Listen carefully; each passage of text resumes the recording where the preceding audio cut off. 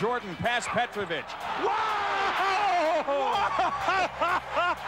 You can't believe that one, can you? He was known to be a winner, especially at the time when I was growing up and I was watching basketball. I was becoming a fan and starting to learn knowledge of the game.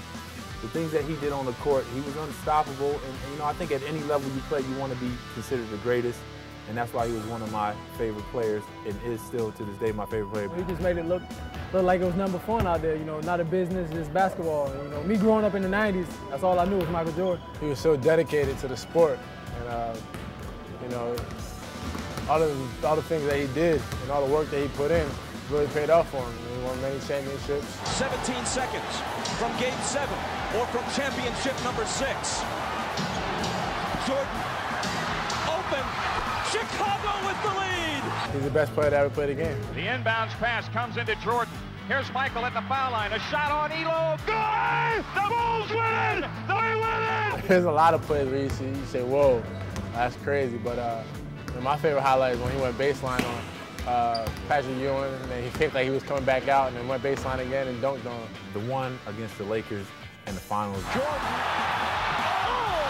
a spectacular move by Michael Jordan. A lot of people say that he could have dunked the ball. I believe he could have dunked it, but he switched in midair and went to his left hand and made it look, you know, effortless. The one against the Portland Trail Blazers when he was scoring all those points and he just did the sign and like you don't know what's going on. He's just hot. It's Michael Jordan. You know, we all grew up watching him. We all grew up seeing, you know, the things that he did on the floor. So, you know, he's a lot of people's favorite player.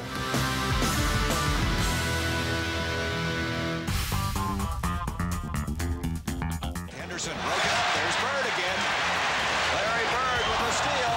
Henderson back to Bird. Beautiful. I used to watch the Showtime Lakers versus the old Boston Celtics, and just the way he shot the ball. He's 6'9", 6'10", versatile player. I just, you know, tried to emulate him as much as possible because, you know, he could really do everything on the basketball court. Bird, little fake down the lane. Oh, Larry Bird! I just try to emulate, you know, his passing as much as possible. Won't go. Bird the rebound. Over his head to McHale. What a play by Bird. I just remember, you know, some of the shots, you know, that he hit, whether it was, you know, Dennis Johnson, he stole the ball out of bounds, flipped it to Bird, Bird flipped it in, and, you know, the Garden went crazy, or, you know, I think he hit another shot fading out of bounds to win the game. Just so many different things where, you know, Larry Bird sticks out in my mind.